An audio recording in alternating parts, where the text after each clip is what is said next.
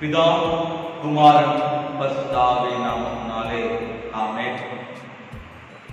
இந்த நாளிலும் கூட ஆண்டவர் நம்மை புதிய மாதத்தை காண கர்த்தர் நமக்கு கிருபை செய்திருக்கிறார். நம்முடைய வாழ்விலே கர்த்தர் இந்த வருஷத்திலே 7 மாதங்களை மிக நேர்த்தியாய் நம்முடைய வாழ்க்கையிலே கடந்து செய்திருக்கிறார். இந்த 7 மாதங்களிலே எத்தனையோ விதமான பள்ளங்களும் மேடுகளும் நம்முடைய வாழ்க்கையில் இருந்திருக்கும், பாதாள குழிகளும் கூட இருந்திருக்கும். ஆனால் அது எல்லாவற்றையும் தாண்டி வருவதற்கு கர்த்தர் நமக்கு அனுகிரகம் செய்திருக்கிறார். இன்றைக்கு இந்த மாதத்தில் இன்று இந்த கடந்த 7 மாதங்களையும் பின்னிட்டு திரும்பி பார்ப்போமானால் அதில் அநேக போராட்டங்களை நாம் சந்தித்திருப்போம். இன்றைக்கு அந்த நினைத்து பார்க்கும்போது எவ்வளோ பெரிய கஷ்டமான சூழ்நிலை நம்ம கடந்து வந்திருக்கிறோமே, இதெல்லாம் எப்படி என்று சொல்லி யோசிக்கலாம். ஆனால் இதெல்லாம் ஒருவர் நம்முடைய பரம பிதாவாகிய இயேசு கிறிஸ்து நம்மை பாதுகாத்து அவருடைய கரங்களினாலே நம்மை ஏந்தி சுமந்து ஒப்புவித்தாங்க. அவருக்கு நன்றி செலுத்துவோமா? இந்த மாத துவக்கத்துல ஆண்டவருக்கு நன்றியோடு அப்பா அவருடைய சமூகத்துல நான் நன்றி வழியை எடுக்கிறப்பா என்று சொல்லி ஆண்டோட சமூகத்துல நன்றியோடு ஆரம்ப ஜெபத்தோடு கூட ஆண்டவரை ஸ்தோத்திரிப்போமா? நம் யாவரும் கண்களை மூடி ஜெபம் செய்வோம். மகா இரக்கமும் கிருபையும் நிறைந்த எங்கள் பரலோக பிதாவே, இந்த ஆசீர்வதிக்கப்பட்ட இந்த மனமகிழ்ச்சியான இந்த காலை வேளையிலே உம்முடைய நாமம் மகிமைப்படுவதாக. உம்முடைய சித்தம் எங்கள் வாழ்க்கையிலே அப்பா அனுதினமும் செயல்பட்டு வருவதற்காக நன்றி செலுத்துகிறோம். அப்பா எங்கள் வாழ்க்கையிலே கடந்த 7 மாதங்களாக தேவனின் கண்ணிமணி போல பாதுகாத்தீரே. உம்முடைய உள்ள கைகளிலே அப்பா எங்களை வரைந்து வைத்தவரே. எங்கள் கண்களிலே தூசி படும்பொழுது கர்த்தர் கதறி அழுகிற தேவன் அல்லவா. அப்பா நாங்கள் ஏகத்தோடு கண்ணீரோடு சமூகத்தில் வரும்பொழுது அப்பா என் தேவன் நீர் எங்களுக்காக அப்பா எழுந்து பிதாவிடத்தை விண்ணப்பம் செய்து எங்களை மீட்டு வந்தவரே புராணத்தில் நன்றி செலுத்துகிறோம். அப்பா நாங்கள் பாவத்திலே விழுந்தோம், அப்பா சடுதிலே மாண்டோம். நான் கர்த்தர் எங்களை அப்பா உடைய சமூகத்தில் அப்பா எங்களை மன்னியும் என்று சொல்லி நாங்கள் இரு கரங்களை போக்கும் இந்த சமூகத்துல கண்ணீரோடு வரும்பொழுது எங்களை சுகபத்திரமாய் பாதுகாத்த எங்கள் பாவங்கள் எல்லாவற்றையும் கழுவின என் தேவாதி தேவனே புராண நன்றி விடுகிறது. இந்த உலகம் முழுவதுமாய் இந்த கொரோனாவிலே அப்பா பயந்து கொண்டு, ஆனால் கர்த்தர் நம்முடைய வாக்குத்தத்தத்தை நாங்கள் சோதனமாய் பெற்றுக் கொண்டபடினாலே அப்பா எங்களை விசேஷித்த நன்மையின் பாதையில் நடத்துறீங்க. அப்பா கடந்த மாதங்களுக்கு வாக்குத்தத்தம் கொடுத்தீங்க. தமிழத்தில் காத்திருக்கிறவர்களுக்கும் தம்மை தேடுகிற ஆத்மாவுக்கு நல்லவர் என்று சொல்லு. அப்பா நாங்கள் இப்படி சமூகத்தில் காத்திருந்து நன்மைகளை பெற்றுக்கொண்டு உம்மை தேடினோம். அப்பா நீர் எங்கள் வாழ்க்கையில இந்நாள் வரையிலும் நீ நல்லவராகவே காணப்பட்டதுக்காக நன்றி செலுத்துகிறோம். அப்பா இந்த புதிய மாதத்துல எங்களுக்கு என்று என்ன வாக்குத்தத்தம் கொடுக்க போகிறேன், இந்த வாக்குத்தத்தை நாம் பெற்றுக்கொள்ளபடியாக இந்த சமூகத்தில் ஆவலோடு வந்திருக்கிறோம். அப்பா கர்த்தர் இந்த வார்த்தைகளை எங்கள் வாழ்க்கையில நீர் உறுதிப்படுத்துங்க. அப்பா நீர் நிலைப்படுத்த முடியாது சொல்லியிருக்கோம். இந்த வாக்குத்தத்தம் எங்கள் வாழ்க்கையில சுதந்திரமாய் பெற்றுக்கொள்ள கர்த்தர் அனுகிரகம் செய்யும். அப்பா உங்களை சுதந்திரத்துக்காக காத்திருக்கோம். கர்த்தருக்கு பெரிய காரியம் செய்கிறார்.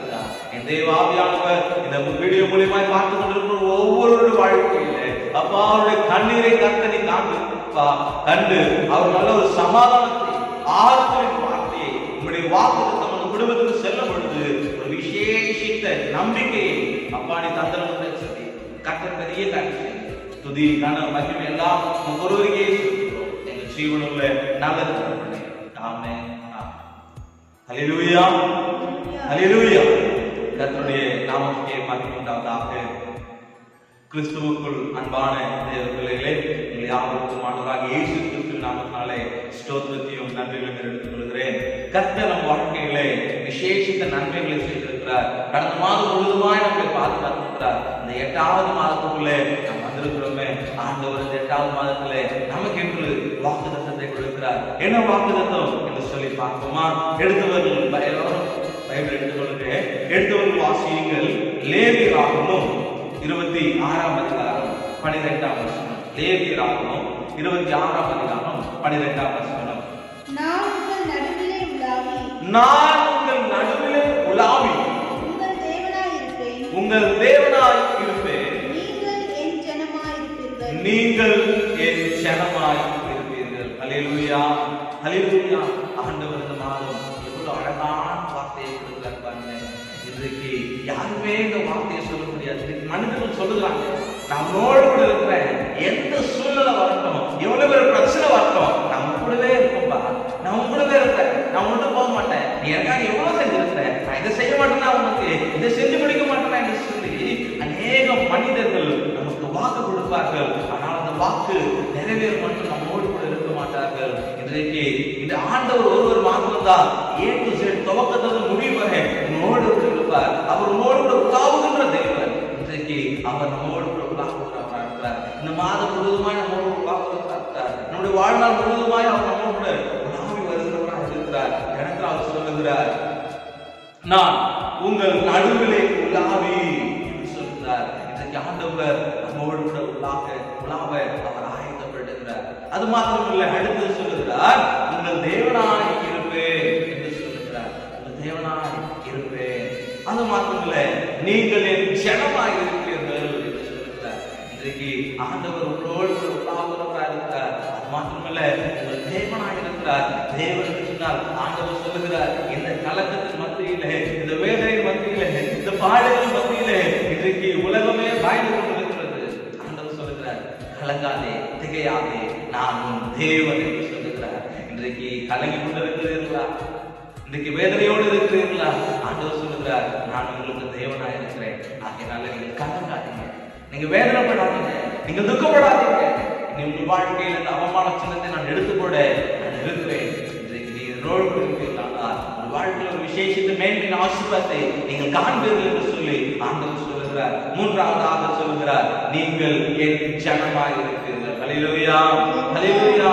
ஆண்டவர் சொல்லுகிறார், நீங்கள் என் ஜனமாய் இருக்கிறீர்கள். அப்போ ஆண்டவர் இந்த மாதத்திலே 3 காரியத்தை நம் வாழ்க்கையிலே உறுதிப்படுத்துவதாக இருக்கிறார். அந்த 3 காரியங்கள் என்னவென்று சொன்னால் ஆண்டவர் சொல்லுகிறார், மகனே மகளே, இன்றைக்கு நீ எனக்கு யாருமே இல்லையா, எனக்கு யாருமே இல்லை என்று சொல்லி கலங்கி கொண்டிருக்கிறாயா? நான் உன்னோடு கூட இருக்கிறேன், உன்னோடு கூட உலாவி வந்து கொண்டிருக்கிறேன்.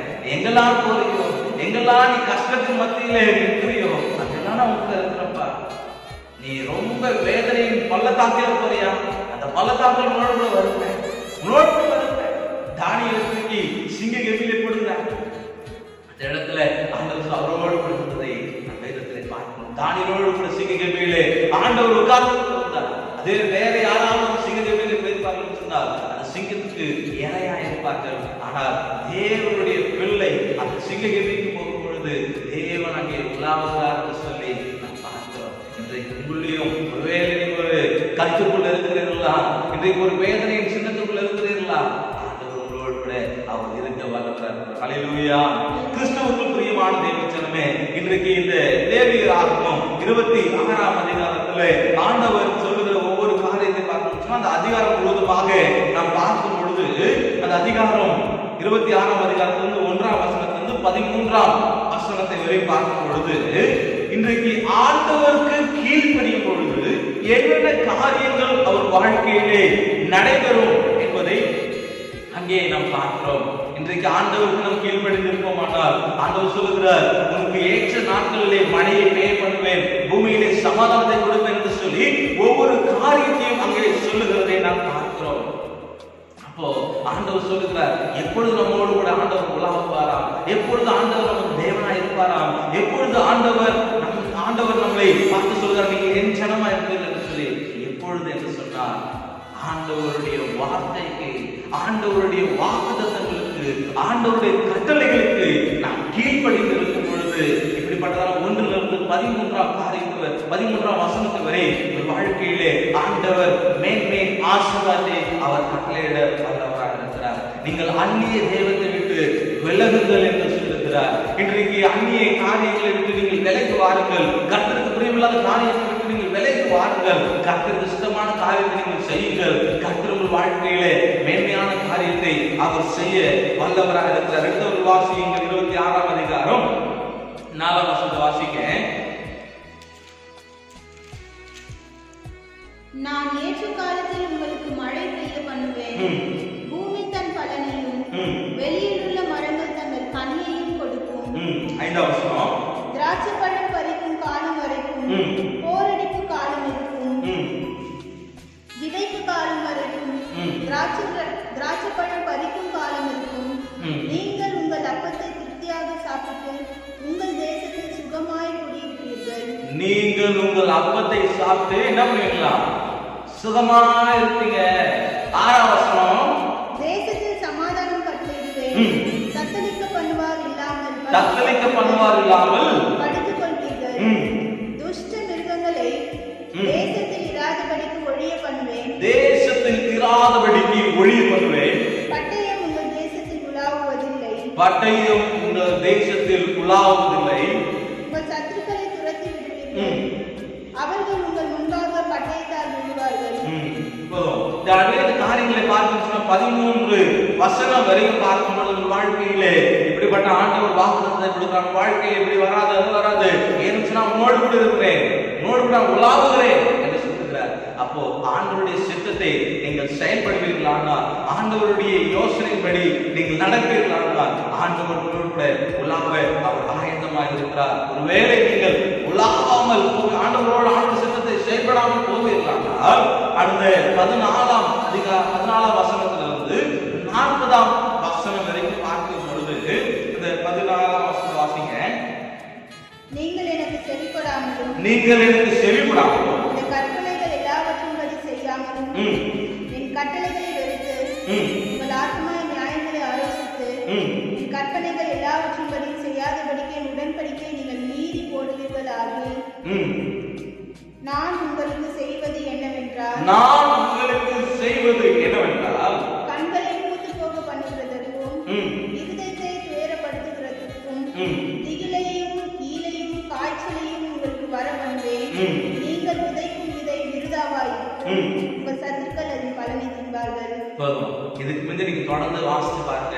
ஆண்டவர் சொல்லுகிறாரு, நீ என் சித்தத்தின்படி செய்யாம போனா உனக்கு நான் காய்ச்சல வர வைப்பேன், நோய் வர வைப்பேன், வாழ்க்கையில பிரச்சனைகளை போராட்டங்களை நான் அனுமதிப்பேன் என்று சொல்லுகிறார்.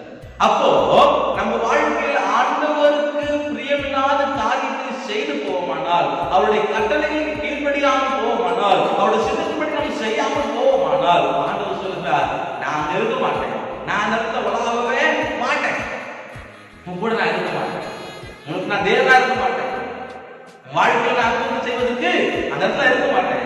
ஏன்? வாழ்க்கையில பாடுகளும் போராட்டமும் உபத்திரமும் மேற்கொள்வதற்கு நான் அதிகாரம் கொடுத்தேன். கிறிஸ்துவுக்குள் பிரியமான தேவஜனமே, இன்றைக்கு ஆண்டவர் நமக்கு வாக்குத்தத்தமாய் கொடுக்கிறார். நோடு உலாவ வேண்டும் என்று சொன்னார். கட்டளைகளுக்கும் கற்பனைகளுக்கும் வேத வசனத்துக்கு நீ கீழ்ப்படிந்து நடப்பாயானால் வாழ்க்கையில ஒரு விசேஷத்து மேன்மையின் ஆசீர்வாதத்தை நீ காண்பாய் என்று சொல்லுகிறார். அதுக்காக வசனம் அதிகாரத்துக்குள்ள நீ வாசி பார்க்க 40 வரைக்கும் அங்க அநேக காரியங்களை நாம் பார்க்கலாம். கடைசியா 40ஆம் வசனம் வாசிங்க. அவர்கள் எனக்கு விரோதமாக துரோகம் பண்ணி நடப்பித்த தங்கள் அக்கிரமத்தையும் தங்கள் பிதாக்களின் அக்கிரமத்தையும் அறிக்கையிடுவதும் அன்றி இந்த இடத்துல பாருங்க, நம்முடைய பிதா ஐயா என்னோட அப்பா செஞ்ச பாவம், இந்த பாவம், அந்த பாவம் சொல்லி அறிக்கிறது மாத்திரமல்ல, அவர்கள் எனக்கு எதிர்த்து நடந்தபடியினால் நானும் அவர்களுக்கு எதிர்த்து நடந்து அவர்களுடைய சத்துருக்களின் தேசத்திலே அவர்களை கொண்டு போய் விட்டதையும் அறிக்கையிட்டு விருத்த சேதனமில்லாத தங்கள் இருதயத்தை தாழ்த்தி தங்கள் அக்கிரமத்துக்கு கிடைத்த தண்டனையை நியாயம் என்று ஒத்துக்கொண்டால் நான் மீறுதலான பாவம் செஞ்சேன், ஆண்டவருக்கு முன்பாக நான் துணிகரமாய் பாவம் செய்தேன், இதெல்லாம் என் வாழ்க்கையில் நடந்ததான சம்பவத்தினால நான் இவ்வளோ கஷ்டத்தை அனுபவிக்கிறேன், நான் இவ்வளோ பாடுகள் அனுபவிக்கிறேன் என்று சொல்லி நீங்கள் ஒத்துக்கொண்டால், நீங்க சொல்லலாம் நிறைய பேர் வீட்டில் நிறைய ஆர்குமெண்ட் இன்னைக்கு என் வாழ்க்கையில இன்னைக்கு இந்த குடும்பத்தில் பிரச்சனை சொன்னா ஆதாமியாவா தப்பு பண்ணாம இருந்தா இன்னைக்கு என் வாழ்க்கையில பாடு இல்லை, என் முற்பிதாக்கள் தப்பு செய்யாம இருந்தா என் வாழ்க்கையில பாடு இல்லை. இந்த வேதம் சொல்லுது, முற்பிதாக்கள் செய்த பாவங்களும் அல்ல, இன்றைக்கு உன்னுடைய பாவங்களாக குறிப்பிடப்படுகிறது. அவர்கள் பாவம் பிதாக்கள் வைத்து முற்பிதாக்கள் செய்த பாவங்களும் அங்கே கணக்கிடப்படும். விசேஷமாக நம்முடைய பாவத்தையும் ஆண்டவர் அங்கே பார்க்கிறதை பார்க்கிறோம். அந்த இடத்துல நான் செய்தது தவறு, நான் செய்தது அநியாயம் என்று சொல்லி நீங்கள் ஒத்துக்கொண்டால் இடத்துல ஆண்டவர் சொல்லுகிறார். அப்போ முதல் 14-13 வசனத்துல பார்க்கிறோம், தேவனுக்கு கீழ்ப்படி நடந்தால் ஆசீர்வாதத்தின் பலனை நாம் காண்போம். ஆண்டவருக்கு கீழ்ப்படியாமல் போவோமானால் இந்த 14 இருந்து இந்த 40ஆம் வசனம் வரைக்கும் பார்க்கிறதுல அநேக உபத்திரங்களும் பாடுகளும் ஆண்டவர் சமூகத்தை அந்த 41ஆம் வசனத்தை பார்க்கிறோம். இன்றைக்கு நாம் ஒத்துக்கொள்ள வேண்டும், ஆண்டவர் சமூகத்தை அறிக்கையிட வேண்டும். அதனால்தான் வேதம் மிக தெளிவாய் சொல்கிறது, தன் பாவங்களை மறைக்கிறவர் வாழ்க்கையே மாட்டார், அவைகளை அறிக்கை செய்து விட்டுவிடுவனோ இறக்க பெறுவான் என்று சொல்லி வேதம் நமக்கு நன்கு அறிந்த ஒரு வேத வசனம். தூக்கத்தில் எழுப்பிக்கிட்டா கூட என்ன பண்ணுவாங்க, மிக தெளிவாய் சொல்லுவோம். ஆனால் அந்த தூக்கத்தில் எழுப்பிக்கிட்டாரு இந்த வசனத்துப்படி நடக்குதியா, நீ அறிக்கையிட்டதை விட்டு விட்டியா என்று சொல்லி கேட்டால் அதற்கு ஒரு கேள்விக்குறி பதிலே கிடைக்காது. அல்லேலூயா, அல்லேலூயா. இதுக்கு ஒருவேளை நீங்களும் நானும் அந்த கேள்விக்குறியில பதில் சொல்ல முடியாத இடத்துல இருக்க போனால் இன்றைக்கு இந்த மாதத்துல ஆண்டவர் நமக்கு உணர்த்துகிறார், உன்னோடு நான் உலாவதற்கு நான் ஆயத்தப்படுகிறேன். இந்த வாக்குத்தத்தம் உண்மை, உன்னோடு உலாவதற்கு நான் ஆயத்தப்படுகிறேன், உன் தேவனாயிருக்கு நான் ஆயத்தப்படுகிறேன், உனக்கு நீர் என் ஜனமாயிருப்பதற்கு நான் ஆசீர்வதிக்கிறேன்.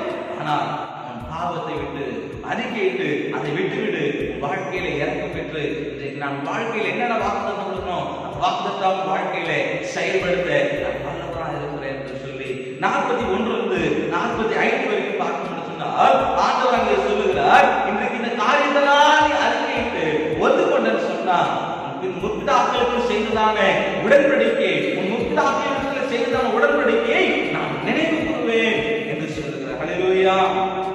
முற்பிதாக்களிடத்திலே நான் செய்ததான காரியங்களை நான் நினைவு கூறுவேன். 42ஆம் வசனத்தை வாசிங்க. நான் யாக்கோபோடு பண்ணின என் உடன்படிக்கையும், நான் யாக்கோபோடு பண்ணினதான உடன்படிக்கையும், ஈசாக்கோடு பண்ணின என் உடன்படிக்கையும், ஈசாக்கோடு பண்ணினதான உடன்படிக்கையும், ஆபிரகாமோடு பண்ணின என் உடன்படிக்கையும் நினைப்பேன். ஆபிரகாமோடு பண்ணினதான உடன்படிக்கையும் நினைப்பேன், நினைவு கூறுவேன், தேசத்தையும் நினைப்பேன். ஹல்லேலூயா.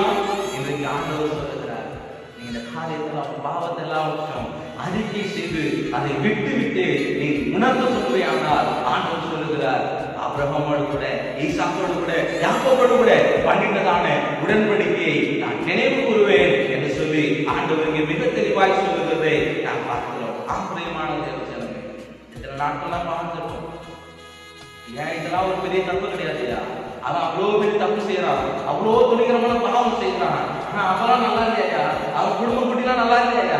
இன்னைக்கு நான் சின்ன ஒரு பாவம், இது குடும்பத்துக்கு தெரியாத ஒரு பாவம், எங்க மனைவிக்கு தெரியலையா, எங்க வீட்டுக்காருக்கு தெரியலையா, என் பிள்ளைக்கு தெரியலையா, ஆனா இதெல்லாம் ஒரு பாவம் கிடையாது நீங்க நினைத்து கொண்டிருக்கிறீர்களா? ஆண்டவர் பார்த்து சொல்றார், மகனே மகளே அது வேண்டாம்ப்பா, நீ அதை விட்டுடு, அது தவறு என்று சொல்லி நீ நினைவு கூறுவாய். ஆனால் நிச்சயமா உன் மீது நான் இறக்கத்தை காட்டுவதற்கு நான் ஆயத்தத்தோடு இருக்கிறேன். இதெல்லாம் தப்பு இல்லை, இதெல்லாம் தப்பு இல்லைன்னு சொல்லி நீ இன்னும் உணராமல் இருப்பையானால், இன்னும் மனதால் ஜனங்களா இருக்கிறானால் இன்றைக்கு ஆண்டவர் சொல்லுகிற காரியம், வாழ்க்கையில திகில வர வைப்பேன், பாடுகள் வர வைப்பேன், நோய்களை கொடுப்பேன், காய்ச்சலை கொடுப்பேன், எல்லாத்தையும் நான் கொடுப்பேன் சொல்லுகிறார். கிறிஸ்துவுக்கு பிரியமான தேவஜனமே, இந்த கொரோனா வைரஸ் அது கண்ணுக்கு தெரியாத ஒரு வைரஸ். ஆனால் இன்றைக்கு அநேகர் பயந்து கொண்டிருக்காங்க. ஒருத்தவங்களுக்கு கை கொடுக்க பயப்படுறாங்க, ஒருத்தவங்க வீட்டுக்குள்ள ஏற்றத்துக்கு பயப்படுறாங்க, ஒருத்தவங்க போட்டு போன ட்ரெஸ் ஒரு சில நாட்கள போட்ட ட்ரெஸ் ஒரு வாரம் கூட போட்டு வைப்பாங்க, ஜீன்ஸ் பேண்ட் அந்த பேண்ட் சொல்லி. ஆனா இன்னைக்கு போட்டு வந்த பேண்ட் கூட நம்ம பிள்ளைங்க வீட்டுக்குள்ள போட்டு போகல, உடனே கட்டி அதை குளிச்சு ட்ரெஸ் மாட்டி கையில டேங்க் ட்ரெஸ் அது இதுன்னு போட்டு சுத்தபத்தமா உள்ள போட்டுறாங்க. ஆனா சொல்ற ஆண்டவர் சொல்றாரு, ஆண்டவருக்கு பிரியமில்லாமல் இருப்பீங்களானால் எவ்வளவுதான் விசேஷித்த பாதுகாப்புல பயங்கர செக்யூரிட்டியில வீடு ஃபுல்லா சானிடைசர் அடிச்சு எல்லாமே பார்த்துனாலும் சரி, ஆண்டவர் சொல்லுகிறார், நான் அதை வர வைக்கணும்னு நினைச்சுன்னா வர வைப்பேன்.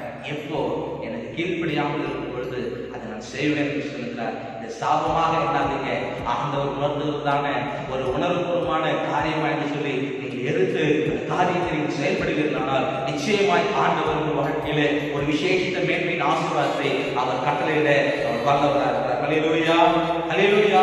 இந்த வார்த்தை, இந்த வாக்குத்தத்தம் யாருக்கு சொல்லப்பட்டதுன்னு சொன்னால் வேதத்துல இஸ்ரவேல் மக்களுக்கு இது சொல்லப்படுகிறது. இஸ்ரவேல் மக்களுக்கு ஒரு பெரிய அடிமைத்தனத்தில் போகும் பொழுது அடிமைத்தனத்திலிருந்து ஆண்டவர் மோசேயை அனுப்பி என்ன பண்றாங்க, கூப்பிட்டு வரும் பொழுது இந்த வார்த்தைகள் எல்லாத்தையும் சொல்லி கூப்பிட்டு வராங்க. ஹல்லேலூயா. இந்த வார்த்தைகள் எல்லாத்தையும் அவர் சொல்லி கூப்பிட்டு வருவதை நாம் பார்க்கிறோம். ஹல்லேலூயா. இந்த சீனாய் மலை மேலே ஆண்டவர் அந்த மோசே போகும்பொழுது ஆண்டவர் அவரோடு கூட மோசேயோடு கூட பேசி காரியத்தை சொல்லுகிறார். கடைசியா வசனம் வாசிங்க, 46ஆம் வசனம். கர்த்தர் தமக்கும் இஸ்ரவேல் சந்ததியாருக்கும் நடுவே இருக்கும்படி சீனாய் மலையின் மேல் கொடுத்த கட்டளைகளும் நியாயங்களும் இவைகளே. அப்போ ஒரு பெரிய அடிமை நிலத்திலிருந்து ஆண்டவருடைய வார்த்தைக்கு கீழ்ப்படியாமல் போனதான மக்கள் அங்க ஒரு பெரிய அடிமை நிலத்துல உபதிரவத்தின் பாடுகள் மத்தியில் இருக்கிறார்கள். அந்த இடத்திலிருந்து ஆண்டவர் என்ன பண்றாங்க, மீட்டு கொண்டு வருகிறதை நம்ம பார்க்கிறோம். இன்றைக்கு அதே போலதான் நம்முடைய வாழ்க்கையில் அநேகர் இருக்கலாம்.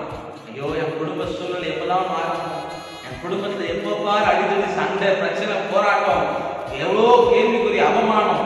இன்றைக்கு ஆண்டவர் வாழ்க்கையிலிருந்து மீட்டு வர அவர் வல்லவரா இருக்கிறார். இன்றைக்கு ஆண்டவர் உங்களோட பண்ணுகிற முற்பிதாக்களோட பண்ணுகிற உடன்படிக்கை ஆண்டவர் நினைவு கொள்வதற்கு நாம செய்ய காரியம் உணர வேண்டும். உணர்ந்து இது நியாயம் என்று சொல்லி கருத வேண்டும். நம்ம செய்து தப்பு தானே, ஆண்டவர் சொல்ற காரியங்கள்லாம் அவர் சொல்றது கரெக்டு தானே என்று சொல்லி நம்ம உணர்வோமானால் நிச்சயமான வாழ்க்கையில ஒரு விசேஷித்த மேன்மையின் ஆசீர்வாதத்தை நாம் காணலாம். இந்த இடத்துல ஒரு 3 நபர்களை குறித்து நாம் பார்க்க போகிறோம். 3 நபர்களை பார்க்கும் பொழுது இந்த இடத்துல 3 பகுதியாக இந்த வாக்குத்தத்தை குறித்திருக்கிறோம். 3 பகுதி எப்படிங்க, நம்மோட உலாவி என்று சொல்லி பார்க்கிறோம். அப்ப ஆண்டவர் யாரோட உலாவினார் என்று சொல்லி பார்க்கும் பொழுது எடுத்தவர் வாசியங்கள் ஆதியாகமம் 3ஆம் அதிகாரம் 8ஆம் வசனம். ஆதியாகமம் குளிர்ச்சியான வேளையிலே தோட்டத்தில் உலாவுகிற தேவனாகிய கர்த்தருடைய சத்தத்தை அவர்கள் கேட்டார்கள். யாரு? ஆபிரகாமும் ஆதாமும் ஏவாளும் இதை கேட்டார்கள். அப்பொழுது ஆதாமும் அவன் மனைவியும் தேவனாகிய கர்த்தருடைய சந்நிதிக்கு விலகி தோட்டத்தின் விருட்சங்களுக்குள்ளே ஒளிந்து கொண்டார்கள். கிறிஸ்துவுக்கு பிரியமான தேவ சனமே, ஆண்டவர் ஆதாமும் ஏவாளையும் படைக்கும் பொழுதுல ஒரு பெஸ்ட் ஃப்ரெண்டு அவங்களுக்கு யாரு சொன்னா ஆண்டவர் தான். அங்க அவருக்கு என்ன பண்றாங்க, ரொம்ப பார்த்து அவர் வருவதை அவரை காட்டுறாங்க.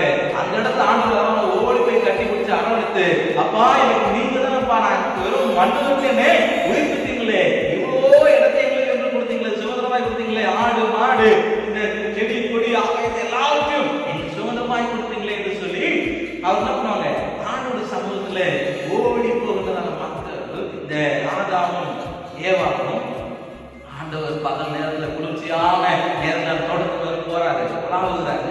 ஆனால் ஆண்டவருக்கு ஓடிவதற்கு அவர்களுக்கு மனதில்லை. காரணம், அவர்கள் ஆண்டவர் சொன்னதானே அந்த கனியை அவர்கள் புசித்து ஆண்டவருடைய கட்டளைகளுக்கு ஆண்டவருடைய சித்தத்தின் பிரகாரம் அவர்கள் நடக்கவில்லை, ஓடி போய் ஒளிந்து கொண்டார்கள். இன்றைக்கு நீங்களும் நானும் அதே போலதான். ஆண்டவர் வரப்போகிறார், ஆண்டவர் நியாயபதியா வரப்போகிறார், நம்முடைய பரலோகத்தை கொண்டு போவதற்கு ஒரு தருணம் வரப்போகிறது.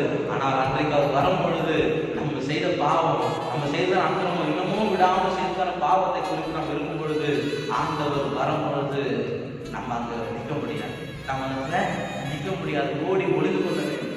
நம்ம எத்தனையோ பேர்கிட்ட சாட்சி சொல்லியிருக்கோம், எத்தனையோ பேர்கிட்ட வேதத்தின் அடிப்படையில் காரியங்களை உணவுபூர்வமாய் கற்றுக் கொடுத்திருப்போம். ஆனால் ஆண்டவருடைய நியாயாதிபதியில் அந்த சிங்காசனத்தில் உட்காரும் பொழுது நம்ம இடத்துல நிற்பதற்கு தகுதியற்றவர்களாய் மாறிவிடுவோம். காரணம், ஆண்டோட சித்தத்தின் பிரகாரம் செய்யாமல் போகும் பொழுது. இந்த இடத்துல பார்க்கிறோம், தானியேல் 3ஆம் அதிகாரம் 24, 25ஆம் வசனத்தை வாசித்து பாருங்க.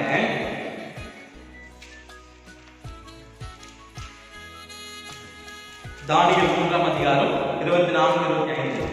அப்பொழுது ராஜாவாகிய நேபுகாத்நேச்சார் பிரமித்து தீவிரமாய் எழுந்திருந்து தன் மந்திரிமார்களை நோக்கி, 3 புருஷரை அல்லவோ கட்டுண்டவர்களாக அக்கினியிலே போடு. 3 புருஷர்களை தான் நம்ம தூக்கி என்ன பண்ணோம், எரிகிற நெருப்புல போட்டோம். அவர்கள் ராஜாவுக்கு பிரதித்திரமாக அவர்கள் ராஜாவை பார்த்து, ஆம் ராஜாவே, ஆமா ராஜாவே. அதற்கு அவன், இதோ 4 பேர் விடுதலையாய் அக்கினியின் நடுவிலே உலாவுகிறதை காண்கிறேன்.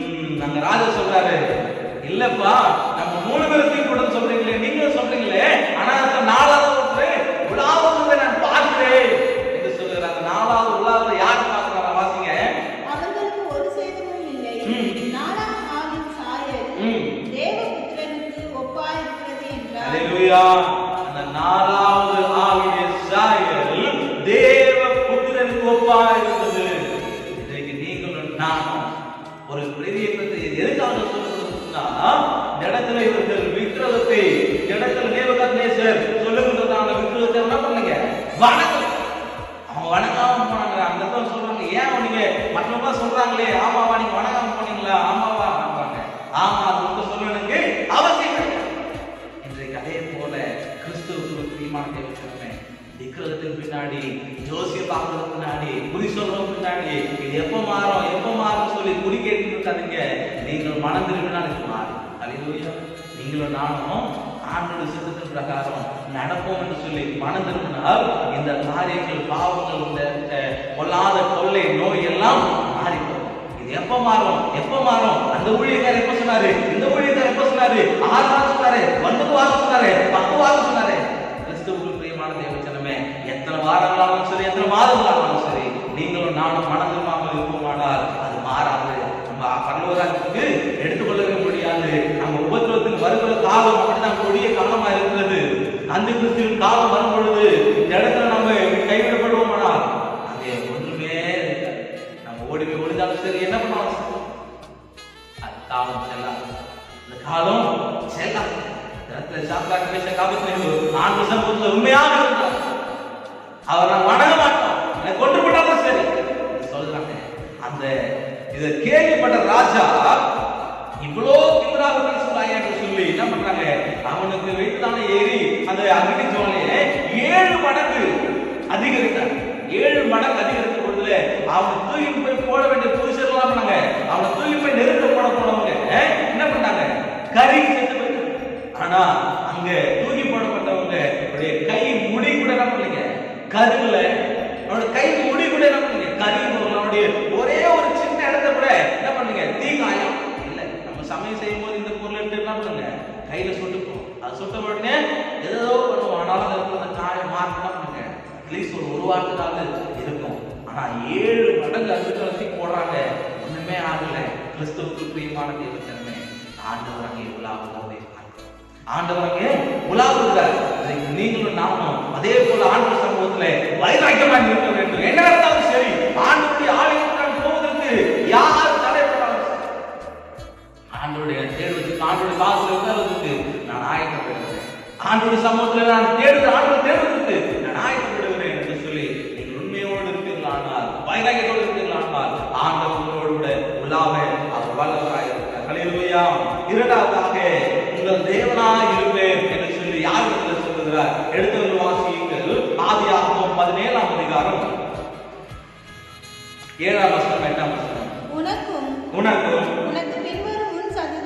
உனக்கு பின்வரும் உன் சந்ததிக்கும் நான் தேவனாய் இருக்கும்படி எனக்கும் உனக்கு பின் தலைமுறையாக வரும் உன் சந்ததி, உனக்கு பின் தலைமுறையாய் வரும் சந்ததி இருக்குது நடுவே என் உடன்படிக்கையை நித்திய உடன்படிக்கையாக ஸ்தாபிப்பேன். என் உடன்படிக்கையை நான் நித்திய உடன்படிக்கையாக ஸ்தாபிப்பேன். ஹல்லேலூயா.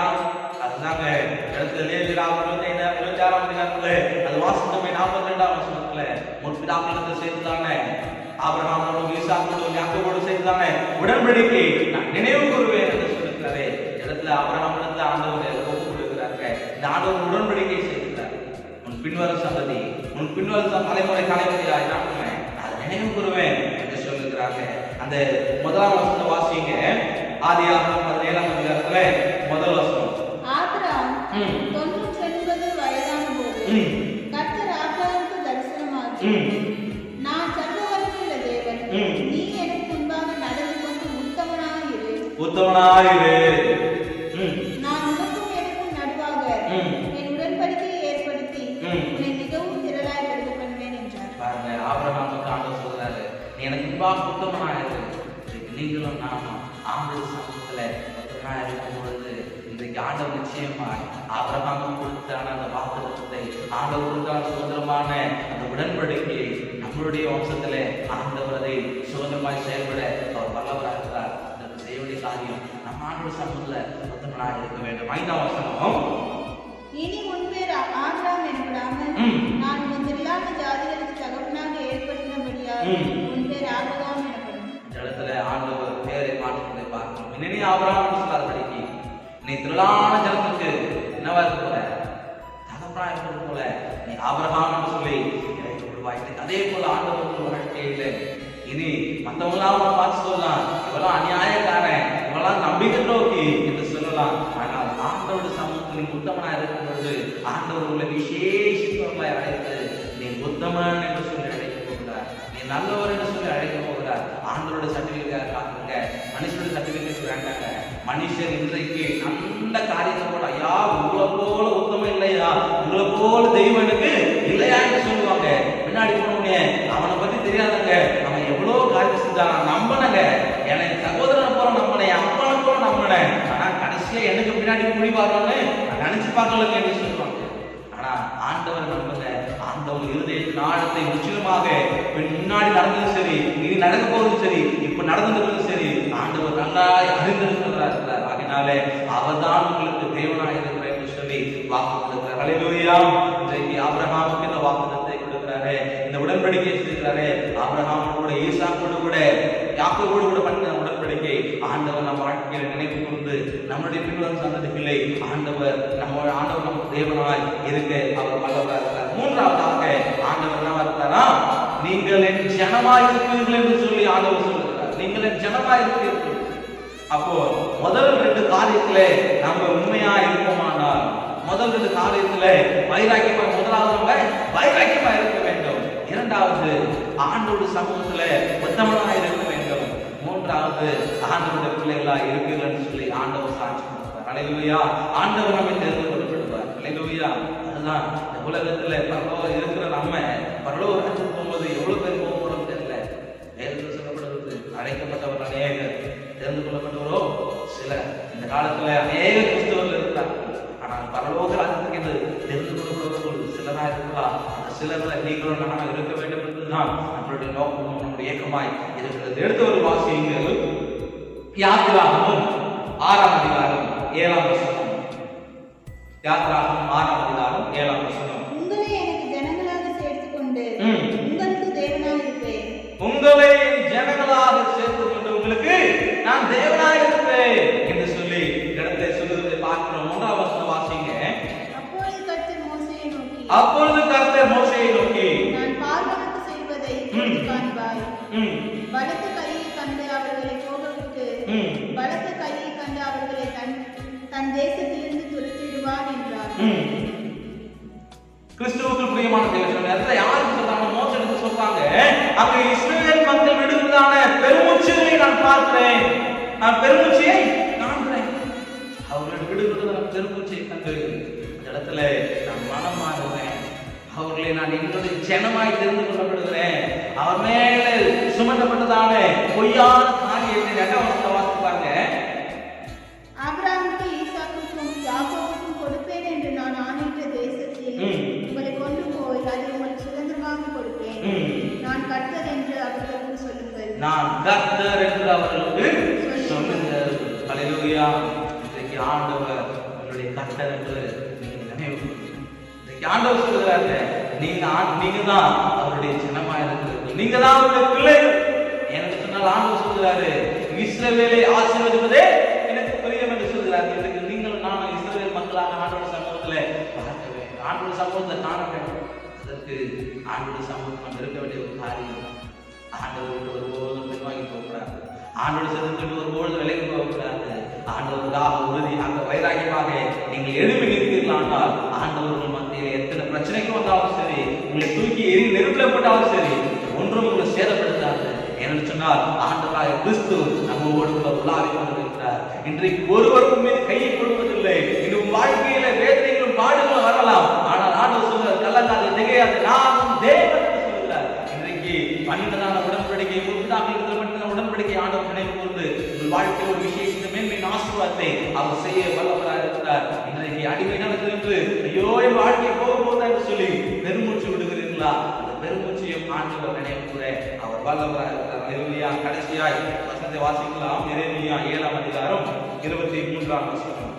என் வாக்குக்கு செவி கொடுங்கள், என் வாக்குக்கு செவி கொடுங்கள், அப்பொழுது நான் உங்கள் தேவனாய் இருப்பேன். அப்பொழுது நான் உங்கள் தேவனாய் இருப்பேன். நீங்கள் என் ஜனமாய் இருப்பீர்கள். நீங்கள் என் ஜனமாய் இருப்பீர்கள். அப்ப ஆண்டவர் சொல்ற 3வது காரியம், என் வாக்குக்கு செவி கொடுங்க. ஹல்லேலூயா. என் வாக்குக்கு நீங்கள் செவி கொடுங்க, அப்பொழுது நீங்க என்னுடைய ஜனமாய் இருப்பீங்க. ஹல்லேலூயா. நீங்கள் ஆண்டவருடைய வார்த்தைக்கு செவி கொடுத்து அதுபடி நடப்பீர்களானால் ஆண்டவர் சொல்கிறார், நீங்கள் என் ஜனமாக இருக்கிறீர்கள். ஹல்லேலூயா. இந்த 3 காரியத்தை நீங்கள் நினைவு கூறுங்கள். ஆண்டவர் வாழ்க்கையிலே ஒரு விசேஷத்தை மேன்மையின் ஆசீர்வாதத்தை அவர் கட்டளையிட சொல்லுகிறார். ஆமென். கர்த்தர் வார்த்தைகளை ஆசீர்வதிப்பார். தலையில தாழ்த்தி சொல்லுங்கள். நேற்றும் இன்றும் என்றும் மாறாத எங்கள் அன்பின் தெய்வமே, இந்த ஆசீர்வதிக்கப்பட்ட மனமகிழ்ச்சியான அப்பா இந்த மாதத்திலே எங்களை ஒரு புதிய சிருஷ்டியா இந்த கரத்திலே அப்பா வணங்கி கொள்ளும் என்று சொல்லி நாங்கள் கேட்கிறோம். அப்பா நாங்கள் உங்களுடைய சமூகத்திலே உங்களுடைய வார்த்தையை கேட்டு அப்பா என்று சொல்லி ஓடி வருவதற்கு நாங்கள் தகுதியற்றவர்களாச்சா? எங்களுடைய பாவங்கள் முன்பதாக நின்று அப்பா உனக்கும் எனக்கும் அப்பா ஒரு இடைவெளியை உருவாக்கி கொண்டிருக்கிறது. அப்பா என் தேவனே என்று சொல்லி கொள்வதற்கு அப்பா நான் உண்மையாய் நான் உண்மையுள்ளவனாய் அப்பா நீங்க எனக்கு என்று கொடுத்த வாக்குத்தத்தத்தை உடன்படிக்கல அப்பா நான் உண்மையுள்ளவனாய் ராஜா. என ஒரு விஷயமாக என்ன மன்னிங்க. நான் உறுதியோடு நம்பிக்கையோடு கர்த்தர் எனக்காக யாரும் செய்து முடிப்பார் என்றான காரியத்தில் அப்பா நான் உணர வேண்டும் ராஜா. இயேசுவே உம்முடைய வாக்குக்கு நாம் செவி கொடுக்கிறவர்களாக கர்த்தரை நினைவு கூறுங்கப்பா. இயேசுவே உம்முடைய வார்த்தைகளுக்கு என் செவிகள் கேட்டு அது இருதயத்தில் வைத்து அதுபடி நடக்கிறவர்களாய் கர்த்தரை மாற்றுகிறார் ராஜா. இந்த மாதம் முழுவதுமாய் இயேசுவே இன்றைக்கு சிஎம் போடலாம், அப்பா பிஎம் போடலாம், ஊரடங்கை கொடுத்து திருச்சபையில் திறக்கல என்று சொல்லி, ஆனால் கர்த்தர் சொல்லுகிறார் நீங்களே அந்த ஆலயம் என்று சொல்லி இன்றைக்கு உங்களை ஆண்டவர் ஆலயமாய் திறக்கிறார். அப்பா இந்த ஆலயத்தை நான் தீட்டுப்படுத்திட கூடாது. பாவமான கரைகளை என்று எழுதியத்தில் இராதபடிக்கு என்னை அப்பா பசுத்தப்படுத்த என்று சொல்லி ஆண்டவரை கேளுங்கள். ஆண்டவர் வாழ்க்கை ஒரு விசேஷ மேன்மை ஆசீர்வாதத்தை கட்டளை வல்லவராக இருக்கிறார். கர்த்தாவே இந்த மாதம் முழுவதுமாய் பாதுகாத்துக் கொள்ளுங்க அப்பா. விசேஷ நன்மையிலே கட்டத்தை செல்கிறோம். இந்த கொரோனா வைரஸ் பிள்ளைகள் ஒருவரையும் அணுகாதபடிக்கு கர்த்தர் நீர் வேலை அடைத்து பாதுகாத்துக் கொள்ளுகிறார். எங்களுடைய பாவங்களை நாங்கள் அறிக்கையிட்டு புலம்புகிறோம். கர்த்தர் எங்கள் மீது இரக்கத்தை வைக்கிறோம். ஒருவரே வாழ்க்கையில மகத்தான காரியங்கள் செய்வது நீங்க பேசுங்க அப்பா. நீங்க வாழ்க்கையில கிரியை அப்பா நீ செயல்படுத்த முடியாது வாழ்க்கையில அப்பா பாதுகாத்து பலப்படுத்தி எங்களை மீட்டு அப்பா உங்களுடைய கருத்துக்களை எங்களை வைத்திட முடியாது. எங்கள் திருச்சபையில் ஒவ்வொரு காட்சி ஒவ்வொரு கர்த்தரை பேர்பராய் தொட்டு நீர் ஆசீர்வதிக்கிறாங்க.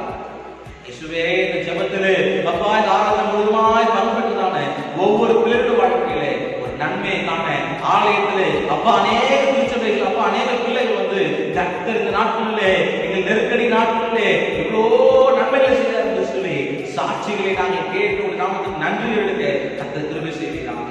துதி கன மகிமை எல்லாம் ஒருவருக்கே செலுத்துகிறோம். இயேசு கிறிஸ்துவின் மூலம் ஜெபிக்கிறோம் எங்கள் ஜீவனுள்ள நல்ல தகப்பனே. ஆமென். ஆசீர்வாதம் பெற்றுக்கொள்வோம். நம்முடைய கர்த்தராகிய இயேசுவின் கிருபையும் பிதாவாகிய தேவனுடைய அன்பும் பரிசுத்த ஆவியின் ஐக்கியமும் அவருடைய வழிநடத்துதலும் சமாதானமும் நம்மோடு இருப்பதாக. ஆமென். ஆமென்.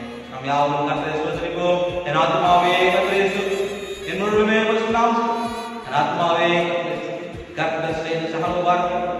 ஆமென். ஹல்லேலூயா. ஹல்லேலூயா. ஹல்லேலூயா. கர்த்தருடைய நாமம்